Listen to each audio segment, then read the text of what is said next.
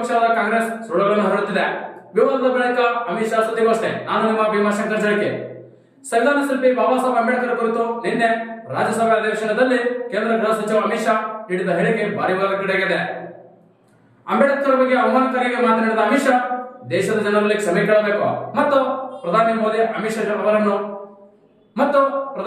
ಶಾ ಅವರನ್ನು ಕೂಡಲೇ ಸಂಪುಟದಿಂದ ವಜಾಗೊಳಿಸಬೇಕು ಎಂದು ವಿರೋಧ ಪಕ್ಷಗಳು ಪಟ್ಟು ಹಿಡಿದು ಪ್ರತಿಭಟನೆ ನಡೆಸಿದವು. ಇನ್ನು ನಿನ್ನೆ ರಾಜ್ಯಸಭೆಯಲ್ಲಿ ಅಮಿತ್ ಶಾ ಅಂಬೇಡ್ಕರ್ ಅವರ ಬಗ್ಗೆ ಮಾತನಾಡಿದಾದರೂ ಏನು? ರಾಜ್ಯಸಭೆಯಲ್ಲಿ ಡಾಕ್ಟರ್ ಬಿ ಆರ್ ಅಂಬೇಡ್ಕರ್ ಅವರ ಬಗ್ಗೆ ಮಾತನಾಡಿದ ಕೇಂದ್ರ ಗೃಹ ಸಚಿವ ಅಮಿತ್ ಶಾ ಅಂಬೇಡ್ಕರ್ ಜವಾಬಡಿಸುವುದು ಫ್ಯಾಷನ್ ಆಗಿಬಿಟ್ಟಿದೆ. ಈ ರೀತಿ 100 ಬಾರಿ ಅಂಬೇಡ್ಕರ್ ಹೆಸರು ಹೇಳುವ ಬದಲು ದೇವರ ನಾಮನಾದರೂ ಪಡಿಸಿದರೆ 7 ಜನ ಮೊದಲು ಸ್ವರ್ಗಕ್ಕೆ ಹೋಗಿದ್ದಾರೆ ಎಂದು ಹೇಳುವ ಮೂಲಕ ವಿವಾದಕ್ಕೀಡಾಗಿದ್ದಾರೆ. ಇದಕ್ಕೆ ವಿರೋಧ ಪಕ್ಷಗಳು ಆಕ್ಷೇಪ ವ್ಯಕ್ತಪಡಿಸಿ ಅಂಬೇಡ್ಕರ್ ಕುರಿತು ಅವಮಾನಕಾರಿಗೆ ಮಾತನಾಡಿದ ಅಮಿತ್ ಶಾ ಸಚಿವ ಸ್ಥಾನಕ್ಕೆ ರಾಜೀನಾಮೆ ನೀಡಬೇಕೆಂದು ಒತ್ತಾಯಿಸಿ ಪ್ರತಿಭಟನೆ ನಡೆಸಿದರು. ಈ ಹಿನ್ನೆಲೆಯಲ್ಲಿ ತುರ್ತು ಸುದ್ದಿಗೋಷ್ಠಿ ನಡೆಸಿದ ಅಮಿತ್ ಶಾ, ನಾನು ಅಂಬೇಡ್ಕರ್ ವಿರುದ್ಧ ಯಾವುದೇ ಹೇಳಿಕೆ ನೀಡಿಲ್ಲ, ನನ್ನ ಮಾತನ್ನು ತಿರುಚಲಾಗಿದೆ. ಸಂವಿಧಾನ ವಿರೋಧ ಹಾಗೂ ಅಂಬೇಡ್ಕರ್ ವಿರೋಧಿಯಾದ ಕಾಂಗ್ರೆಸ್ ಸುಳ್ಳುಗಳನ್ನು ಹರಡುತ್ತಿದೆ ಎಂದು ಸುದ್ದಿಗೋಷ್ಠಿಯಲ್ಲಿ ತಿಳಿಸಿದ್ದಾರೆ.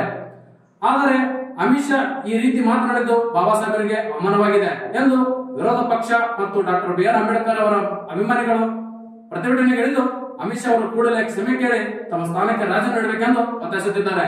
ಬ್ಯೂರೋ ರಿಪೋರ್ಟ್, ಟಿವಿ7 ನ್ಯೂಸ್, ಕರ್ನಾಟಕ.